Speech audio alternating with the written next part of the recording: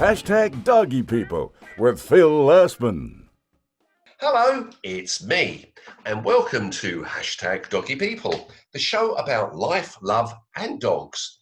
Now, my guest this week is so brave, she makes James Bond look like me. Through her charity, Paws2Rescue, she's rescued and rehomed more Romanian dogs than anyone in the world. Ladies and gentlemen, please stand and salute the magnificent Alison Standbridge. Hey. Hello, Alison. Hello, Alison, and welcome to Hashtag Doggy People. Thanks for joining us. How are you? You're all right? You're not nervous, are you? No, very good. Very good, thank you. Is it all right if I tell everyone that when I invited Alison to be a guest on the show, she said she's a little bit shy about talking on camera, but she will do it for the dogs. But she has no problem having a gun held to her head while she's rescuing a dog from a dog bound in a Romanian kill shelter. But apparently, talking to me, bit scary. Anyway, Alison, I'm delighted that you're here. Can I just say that, I join with everyone in saying that you're an unbelievable character. You work tirelessly and incredibly bravely to rescue dogs in Romania. So I'd like to start by asking you, what made you choose to set up a dog rescue charity in Romania? Well, years ago, it was 2012. I took my dogs round to my dog sitter's house so I could go off on holiday. And she had cupboards full of blankets. And of course, stupidly, I asked, "Oh, where are they going?" And she runs a Romanian rescue herself. And when she told me all about it, I started Googling it. And then I went out there to see it for myself. And as soon as I saw how horrific it was out there, I just knew I had to do something. So it literally started from then. So, Alison, what are the laws in Romania governing stray dogs? So there is an animal welfare protection law that is in place. However, it's not enforced. At worst, if somebody is caught abusing a dog, they'll either get a warning or a £10–20 fine. There's no imprisonment. They don't take dogs off people. Worst case, if you make a complaint, for example, they will take that dog and they'll put that dog in a public shelter. So if you're going to make a complaint, you have to be prepared to have somewhere to take that dog to, because otherwise it will just end up capture and kill within 14 days. So no protection at all, basically, none. Right.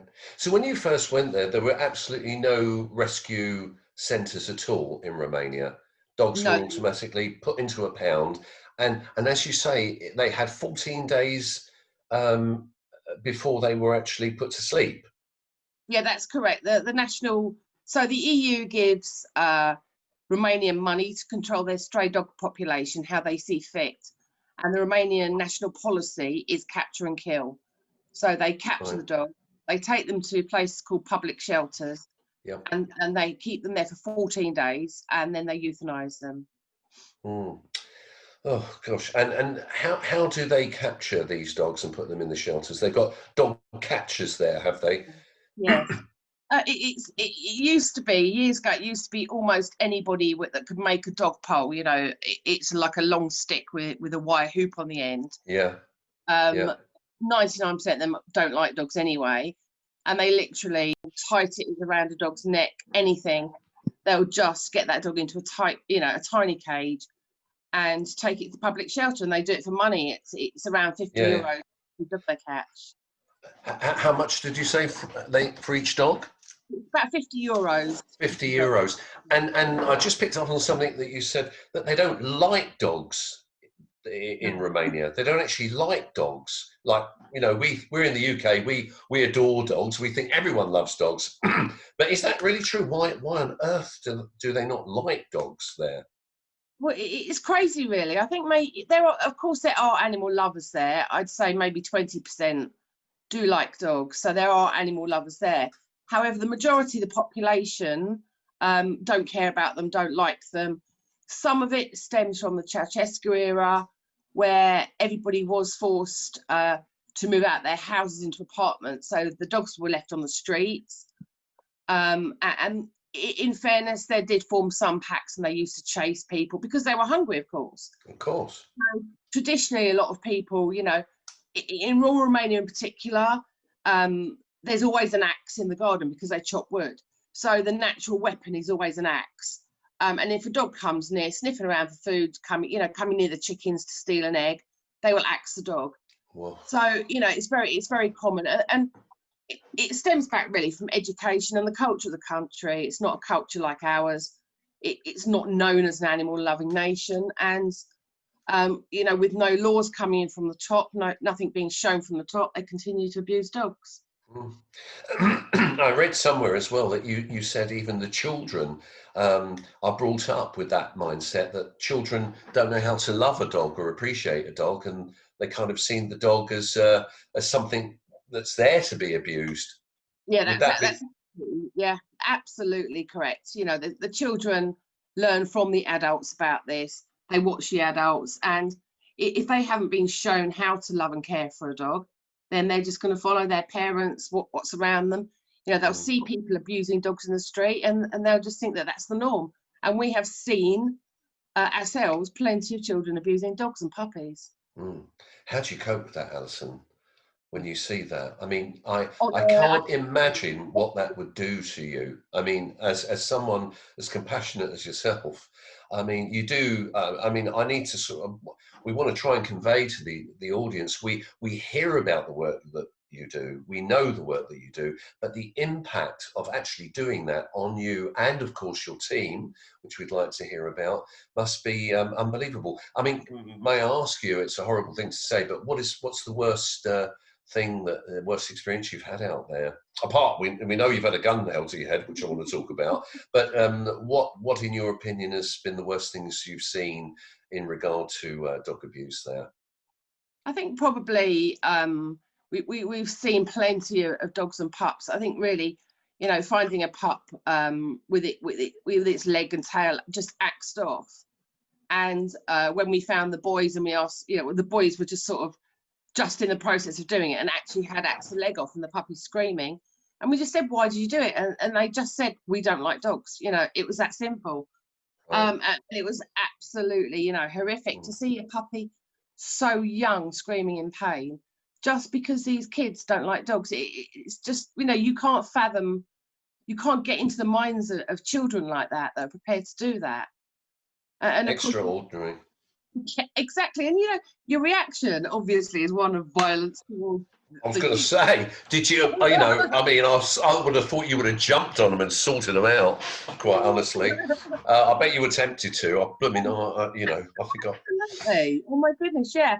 And you know, and these children just get away with it time and again. It's absolutely crazy. You know, and I think so that from a physical violence point of view is probably the worst sort of thing we see. But then when we go to the public shelters, and you know that the dogs are going to be killed, you know, and you can say pick some of the dogs to you know, survive and rescue, and you know you're going to walk away and the rest of them will die, possibly inhumanely. I think that's sort of more of a mental pain, because you know you're there to save and you can't save, and you can see they're living in tiny cages. You know, they've had no food, they're surrounded by their own poo, and you know they've got nobody to love them. You go near them and they're snarling because they're petrified of humans. And I think from like a can't sleep at night pain, knowing that that's continuing and still continuing today, it's absolutely horrific. And you go excuse me, you go there once a month, is that right, Alison, to see this? You're flying backwards and forwards to Romania. I mean, goodness me, you are like an SAS hero. You are. Tell us, can you tell us a little bit about your organisation setup? I mean, what is the setup over there that you've established, Alison? Okay, so we are a team of, we're all volunteers to start with. So the majority of us have a full-time job. They have families. All of us are volunteers. So we have a team in the UK. And then we have rescuers all across Romania. And also we work alongside their charities, they're called NGOs out there.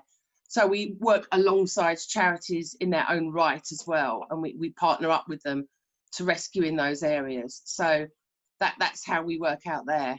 So we've got a team practically across, I think, about 30 out of 42 counties now. Wow, that's fantastic. So do you have shelters in all those counties? No, we've quite a number of shelters, probably like 8 or 9 big shelters now.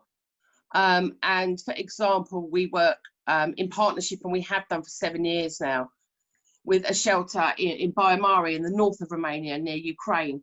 And those dogs there's about 150, 160 dogs, and 99% of them are unhomeable dogs. So that shelter, whilst it is basic, everything we do is basic because we don't have money. So they've got big areas, and they're there for life, basically. So you just got to try and make it as good as you can. And we have another partnership in Moldova where we've not only had to help the dogs, but it's a number of farm animals as well. So we've had to, find old buildings and try and, put a bit of cement in to keep them warm. So yeah, so we work over 8 or 9 shelters, and then we do work alongside a couple of public shelters as well, where they've got over 1,000 dogs. So a big number of dogs, but about 3,000 dogs. Goodness me, 3,000 dogs. Gosh, you really are a doggy angel, let alone a doggy people. Unbelievable. Why? As a matter of interest, you mentioned those dogs are not homeable. The ones you've got up in the north there. What reason is that? Are they just too feral, or? I mean... a lot of them have been so badly abused by humans that they're petrified of the human touch. Right. A human hand to them means being attacked, being abused. So a large number of them are so scared of humans that they're almost untouchable, even like months and years afterwards. If you go in the cage with them, they'll obviously growl and snarl at you, but the majority, once you do start approaching them, will hide away in fear. So they're definitely never going to be suitable. We have other dogs that don't like other dogs. Perhaps they've been attacked in the past by numbers of groups of dogs, and they're scared of dogs. And we have a couple that are dangerous dog breed. So we've got a couple of pit bulls, a couple of quite big Rottweilers, that type of thing.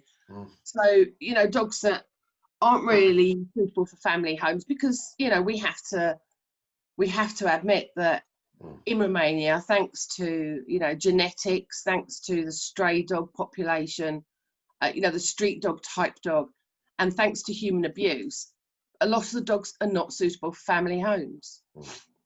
Well, you've got a duty of care, haven't you, to protect people, protect the humans as well as protecting the dogs. But I'm staggered to know that you are dealing with that amount of dogs. You see, these are the things. It's not until we get the chance to talk to you that we understand fully the size of the operation that you're running there. Just tell me, what year did you first go over there, Alison? When did you start this? 2013, yeah. 2013. Yeah. So really, I mean, it wasn't that long ago. You've achieved so much in a short space of time, and so I know it's. I mean, when you're there, you've got to deal with all aspects of the dog business that you're in. And I understand that, coming back to the children, I mean, when you see these children abusing the dogs, but you also do work with the children themselves, I understand. Tell us a little bit about that. So we have an education program. It's in hard copy and it's online as well. We've got an education website, and it's an education program for children. And it's stories and activities, that type of thing, obviously in Romanian. So we've had our education program approved by their Ministry of Education. It has been in schools in Romania for 3 years, in the primary schools, animal care lessons. And it's really mainly down to the teachers to accept it and want to do it, which a lot of them have been doing. We stopped a couple of years ago because we couldn't get it into more counties because we just got no funding to do it. We're a small rescue, we couldn't afford it. And we relaunched in September a new education program to get out further. So we have that in schools in Romania. We also work quite a lot in the communities. So, for example, 2 years ago, we did an event in the main park in Bucharest. We did a 5K fun run. And we were highlighting, actually, dogs with disabilities and children with disabilities, because it's a really big thing in Romania. So for example, if you're an orphan, you can't just go and play in the local park. You are seen to be a lower class of person. And if you've got a disability, it's very much the same. You know, you can't get certain jobs. It's not necessarily equality as it is over here. So we wanted to sort of highlight the fact that whether you're disabled, that you can do things. So we did this 5K run, and there were hundreds of children in the park, and we did lots of activities with dogs, that sort of thing. You know, to show them that they can do things, that they're still able to do things. So we work widely across the communities. And then, of course, our really big thing that, you know, I always love to tell people about, at Christmas and Easter, we do shoebox campaigns. So you'll fill a shoebox with Christmas presents, just normal bits that we think are normal, and you send it to us. And every year, apart from this year, obviously because of COVID, we send out a 44-ton lorry, and it goes to Romania, and it goes to Moldova as well, which is just slightly further east than Romania. And we distribute thousands and thousands of Christmas presents to orphans. We go to the children's cancer unit.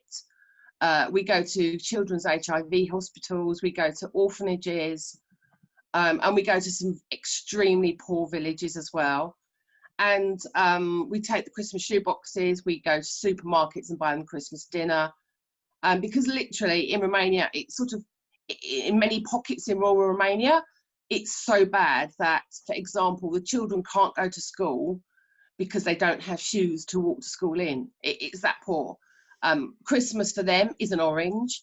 You know, there's no PlayStations, nothing like we have here. It's incredible, the difference.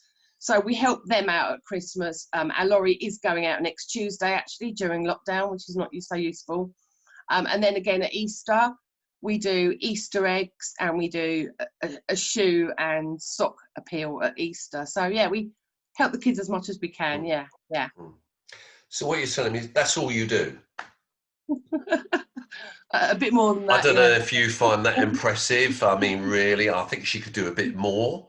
Alison, tell me, where do you store your wings, your angel wings? Are they in the wardrobe at the back there? Because they must be there. I've never heard anything like it. I thought I knew a fair bit about your organisation, but apparently I know nothing. I didn't understand any of this work that you do, and I'm delighted with doing this programme, actually, because I think more people need to know just exactly the extent of the work that you're doing out in Romania.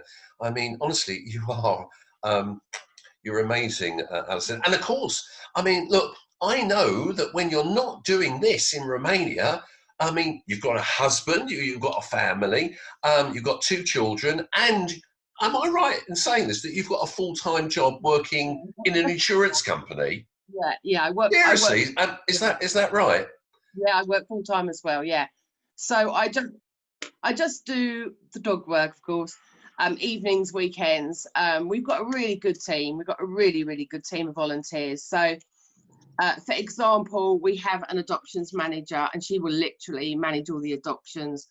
What's her name? Kerry. Kerry, we love you already. We haven't even seen you or met you, but we love you. We do. She must be great to work with you, honestly. Yeah. They're such a fantastic team. So we have managers in charge of each aspect. I'm just the project manager for Romania, so I manage our projects out there.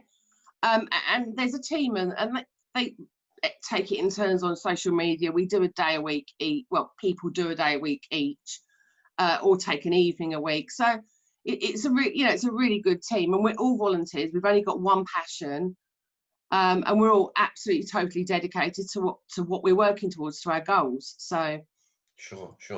Yeah, right. So just tell us actually how you must have some funding. How do you get your funding?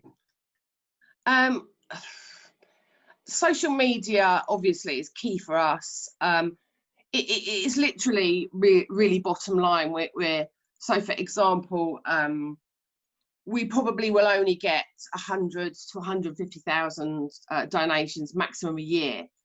And actually, it sounds a lot, but it's really, really not when you hear what we do. So a lot of it, we have like a Facebook auction, and that for us, raising £1,000 a month, for example, is incredible for us. We do Facebook appeals, social media appeals. We ask people to do a sponsored event for us, such as a parachute jump. We do events during the year. We can have a couple of people who donate towards our projects, and that is literally it. It's, you know, we can only do the work with the money we've got. So, you know, we have a huge list of projects and priorities of those projects, and we only do achieve what we can with the money we have, and it's literally that simple. So all it means is that if we don't get the money, it'll be a project that will just be moved to next year, which is a bit of a shame. But yeah, it's very, very low funding. When, you know, people necessarily, for example, a lot of grants in the UK, whilst we do get them for neutering projects, it's not popular, you know, to give grants to a Romanian charity. Really, it's sad, but. I understand. Well, just tell us what are your, before I'm going to make an appeal for you, but what are your plans for the future of Paws2Rescue? We have huge plans always. Tell us. We want to hear, don't we? Get over Brexit in one piece will be a Yeah, start. and get out of lockdown and get the old vaccine. That's it. That don't kill us off. I'm sure it won't. It'll be good. I'm very high up in the queue, you know, because I am old. But anyway, tell us about your plans, Alison. Yeah, so all our work is, the key aims of our work in Romania is to help the dogs in rural Romania, particularly. For example, the main cities in Romania are way populated with vets. There's a lot of other European charities, local charities, who do work out in the cities. So we really do focus on rural Romania as a whole. So, for example, one of our rescuers has a 4-hour drive to a vet. And when you think that our rescuers will pick up probably in the region of 50 dogs a week that are in desperate need of help. So we don't just pick up strays along the street. These are dogs that are in desperate need. They're in danger. And when you think that our rescuer has to drive 4 hours to a vet, it's wrong. Dogs are dying on the way. So, for example, one of our new projects is we are literally signing papers at the moment on the first vet clinic. We're actually buying a vet clinic. It's a joint project between us and them. And it sounds expensive, but to buy a vet clinic with outbuildings, an acre of land, we are talking €25,000 in total. So it's not money like we'll it have is. two. So, you know, for us, that's our hugest investment. And actually, the potential that we have got with that, because we can be doing all our neutering campaigns from there. And also, you know, we are leaving a footprint in rural Romania, because that vet clinic is going to service hundreds and hundreds of dogs, owners that live in the area. And also, it's a massive opportunity for us to get vet students out to Romania, and they can go and work at that clinic. So it's a really, really good opportunity. So that's one of our new projects, for example. We did open a second neuter clinic, but this was a rented one a couple of months ago, and we are carrying out neutering in 40 villages in that local area as well. So it's key, really. Our neutering out there are our absolute key projects. Eventually, our goal in years to come will be to build a community hospital out there for dogs and other animals. And it'll be a hospital where we can train vet students, we can give practical demonstrations there, and it will serve a really, really large area. And also one of the other projects we have going is we have a vet scholarship scheme. So we sponsor vets through vet school, and during their 6 years at vet school, they do work on projects for Paws2Rescue with Paws2Rescue. And then at the end, they have some commitment towards us and towards stray dogs too. So that's been working really well. And Paws2Rescue have been working on some global projects. For example, we are working on a European EU funded project for leishmaniasis. We have been working on a research project in America, in Colombia. So we sent 2 of our vet scholars over to do that. So we actually, you know, whilst you hear of all these big names, we're actually working on proper global detailed disease research projects ourselves, which is, you know, massive for us. So. Well, let me tell you something. You are a big name. Paws2Rescue is huge. You're massive. In fact, you're here by popular request and my own request, Alison. So now, look, I want to now draw attention to the audience with my big clanging bell. And the reason I have my big clanging bell is because this is the time we're going to do our best for Alison. Now, Alison, we want to know what is the best way to contribute in terms of raising funds for Paws2Rescue. Personally, what I think is the best idea, if we can get as many people as possible to sign up for a monthly direct debit to you. Does that sound good? I mean, I think that would be quite good. You know, I mean, therefore, you know, if people could make a monthly direct debit, it could only be like for £3 or £4, £5, £10, or £1 million a month. But I think the way to take this is if people could make regular donations, you've got some regular income coming in. To me, you know, that makes good sense. Of course, we won't stop anyone who wants to give you thousands of pounds in one splodge. But listen, you know, Alison has been doing all of this work. I mean, she's taken it. Oh, we want to hear about when you had a gun held to your head as well in a minute. We'll come back to that. She's risked her life for dogs in Romania. The least that we can do is try and help support her.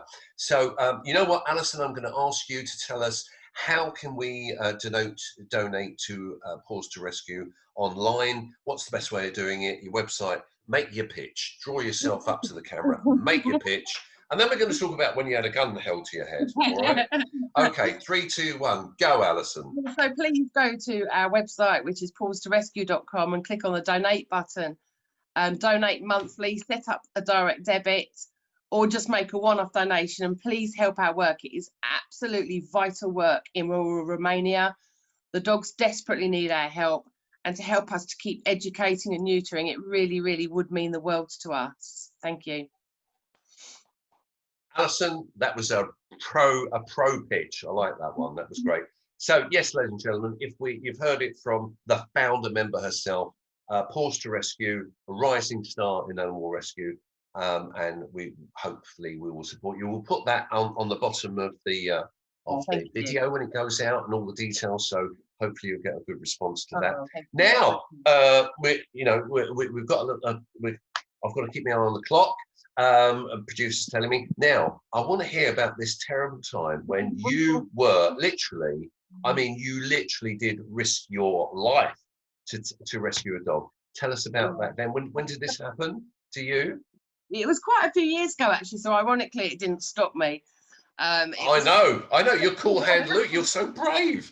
Tell us all about it. It was 2014, and we went out to a very, very rural area of Romania. And I just went out with a driver on my own because I wanted to sort of see what the dogs were like at this particular shelter. And it was a shelter where they clearly did not like the dogs and didn't want them to be there. So I walked through these like big iron corrugated doors. And, you know, I was like to the driver, you come in. He was like, no, I'm not coming. So you go. I walked through, and it was horrific. The dogs were crammed in. There were so many dogs. So they're physically fighting in front of you because they attack the weakest. And it was just so horrific. It was a very, very emotional sight. And, you know, I went up to the cages and I sort of, you know, I wanted to try and help the dogs. And this man just came charging along with this machine gun. A machine gun? It was a machine gun. It was massive. And I guess he just didn't want me to be there. But ironically... You think? Yeah, I think so, somehow. But ironically, my reaction was, I started taking photos of him. And that was my reaction. This is why I've got these photos, you know. And I think my first thought was, if anything does happen to me, at least people know who did it. And that was just the first thing that came through my mind, rather than defending myself or, you know, helping the dogs or anything. It was literally, so he's walking towards me with this gun pointed at me. Yeah, so and then since then I've had another occasion where I've had a couple of pistols pointed at me. We went to a private shelter, sorry, that was in the middle of nowhere, and there was one entrance in and one entrance out.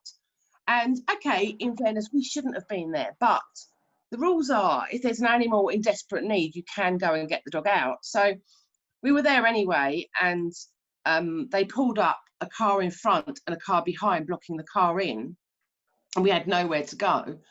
And he literally just pulled a little handgun out of his car and just started pointing at us and waving at us and screaming.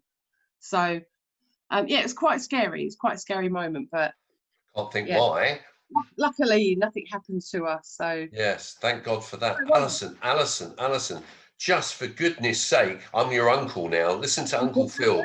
Do not take those risks. I mean, your life is precious. You do so much. I mean, God forbid anything happened to you.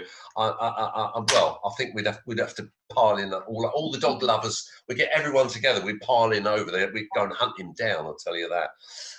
But I mean, it's incredible. Yeah, it's bizarre because the violence towards it sort of demonstrates the violence towards women. They don't really care whether you're a man or a woman. And it's happened to us. We do sort of take bodyguards with us to some of the places we go now. And one bodyguard actually said to me after a couple of days, he actually said to me, I'll never be able to get life assurance again, if I tell them what you're making me do, He said it's that bad. And I said, what would you have charged if I was paying you? If I explained the job to you and you came out to do this job, I said, what would you have actually charged? And he said he wouldn't do it. No. I can believe it. I can believe it. I'll tell you what, if you get stuck again, let me know, because I've got builders where I work, right? Big geezers, I'll say, all covered up, and they'll go over there and sort them out with you. But no, seriously, in all seriousness, Alison, it's no joke. I know you risk your life in these places, but please, think about it. You've got to look after yourself, and we need you around, because you've got a lot of plans, you've got a lot of things to do in the future, and we want you to accomplish them. Also, tell us who are the main patrons of Paws2Rescue? So Ricky Gervais is our patron. Ricky, he gets in everywhere. Ricky does, bless him. He's a total mensch. He's fantastic, yeah. And Sam Womack is one of our patrons. The actress, Sam, yeah, right. She's lovely. And Wendy Turner-Webster. Wendy, I know Wendy. She's brilliant as well. She comes out to Romania with us as well. She's been fantastic. Really? Been out a few times with me. Yeah. She's also really got cojones, really. She's fantastic. Yeah. Gets involved. He really does. Yeah. And Mark Abraham as well. He's one of our patrons. Yeah. Mark and me, best buddy. I know. Look, you're talking about, so you're pretty well represented on the patrons front. And but I would say, I'd wager, surely the number one patron in your life has to be your lovely husband. Quite honestly, I just don't know. Look, I'm married to someone a bit like you, to be honest with you. Ira. I'm just the support team. That's all I am for her. And I'm sure, because she's out there doing so many things. But I just can't get my head around the fact you do all of this. You hold down a full-time job. You're a wife and a mother. And, all I can say to you is, I've got two questions for you on that. A, where do you find the time to do it all? And B, are you on drugs? It's just... some of the stories, and I know what it takes to get on a plane every month to go over there. Yeah, quite honestly, what, Alison? Can I ask you what drives you? What drives you? Just an absolute passion to help the dogs. There's not a feeling like it when you walk into a public shelter and you see these dogs and they look in their eyes, and that you are their only hope. There is no other way of getting out of there alive. It's horrific seeing the abuse and the desperation in their eyes. It's just absolutely something else. It's awful. And I don't know if you're aware, last year, 30 of us went out to Romania. Everybody paid for their own trips. and we took a big team out to Romania with us, some of our adopters, and we went to the public shelter, a notorious public shelter in Romania. And I know this sounds weird to you, but it wasn't to me. It was on my bucket list. I slept tonight in the public shelter because I actually wanted to know how it felt for the dogs, and that was a night I will never, ever forget. So, I know how it feels. As I'm getting to know more about you, that doesn't strike me as being weird at all. In fact, I'd be surprised if you didn't do it, to be honest, because you're a lady, you like to muck in, you like to experience everything. And I mean, when you go into these places, is it in your mind, do you ever think of the risks, or you just say it doesn't even come into it? Well, we found a really, really, really horrific shelter, probably the worst we've ever found, and we called it Hell Shelter. And we can't even describe how bad it was in there for the dogs. And we went back every month. We went back again. Anyway, it started to get a tiny bit dangerous because it was in a gypsy area. We'd been warned not to go in there by the owners. We were lucky because the gypsies knew who we were, so we were safe there. So thinking of my own safety, I was with one of the team members, Kerry, and we had to break into the shelter. Well, not break in, the gates were locked. So we had to be inventive because we had to go and check on the dogs. And there was a gap underneath the fence. So I said, oh, Kerry, go on. If they see me standing here, they'll just look down and think, oh, it's Alison, leave her alone. I said, you go first. So Kerry very bravely rolled under this fence, jumped up the other side, and they got 2 Doberman guard dogs. It was just so funny. Oh, they put dogs there to stop us going in. But yeah, so I did think of my safety, and I let my teammate go first. Well, listen, remember, just we don't want anything to happen to you. Don't want to hear, or want to see you in the papers for the wrong reasons. And look, we're coming towards the end of the show, Alison. I always like to ask everyone. I mean, you especially. I mean, when did you first? I mean, you're obviously so passionate that you're willing to risk your life and limb for them. When did you first discover your love for dogs? Just from a long time ago, actually. Sorry, one's jumped on my knee now. Don't say sorry. Can I have a stroke? Hey, no. Hello. Can I have Sorry, from quite a young. I've always loved dogs. Ironically, when I was growing up, my mum and dad liked cats, so we were a cat home then. But ever since I left home, I've loved dogs. I've had dogs. Usually had big dogs, but the last few years, I think I do probably similar to what you do, and I just take old palliative care dogs in, like this boy here. So I take seniors. I've only got old dogs now. I just keep old dogs here with medical issues. So we've just we've got lovely Lola with us now. We just announced it this week. We're officially her mum and dad, and bless her, she's 10.5, and she's got quite a few issues medically, but we just started her treatment this week, actually.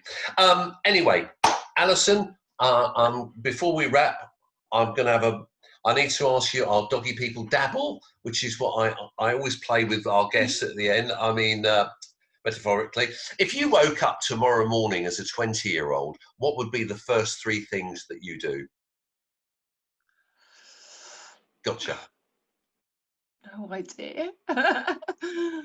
I'd still go and help the dogs. I'm sure you would. I'm sure. Once a dog lover, always a dog lover. Yeah. Probably have a good drink. Got to be done. Not helped by not being able to drink at pubs anyway at the moment. No. And I just I think I'd probably just start campaigning at a younger age, to be honest. Charity a lot. So you've got loads more years to get more people involved, definitely. Yeah. I know. Hindsight is a wonderful thing, isn't it? I mean, a lot of people have come on the show, and I've asked them that question, and they all said if we could turn the clock back, we would have started to do what we're doing today a lot earlier. As my wonderful friend Peter Egan bless him, who was, were talking about veganism, and he said, Phil, if I could turn the clock back, I would have started being a vegan, 40 years earlier than he did. But we can't turn the clock back, can we? But we can do our best today. And Alison, you certainly do. Now, look, my last question is, I would nominate you, but who would you nominate as your all-time animal welfare hero? Angela Humphrey, without a doubt. She's absolutely fantastic. Do you know what? I'm so thrilled that you said that, because Angela, we had her on the show last week actually, and she was, Angela and Martin, to me, they're enigmas, is all I can say. They think the absolute world of you, and Angela was in my ear. She said, Phil, now look, you, beep, bleep, bleep, bleep, you get Alison from Paws2Rescue on the show, because she's ace. And you know what? I totally agree with her. So look, Alison, I just think you're an unbelievable character. I could listen to you for 3 days and 3 nights, and all I need is black coffee in a bucket, as I say. You're one of our most respected animal welfare heroes. And you know what? I'm really proud to have you on the show and to be able to call you a friend. So thank you so much for being my guest today, Alison. And hopefully what I'd like to ask you is that maybe we can come back and see you, and we can do a bit of a Zoom video tour of one of your shelters. Yeah, absolutely. What do you reckon to that?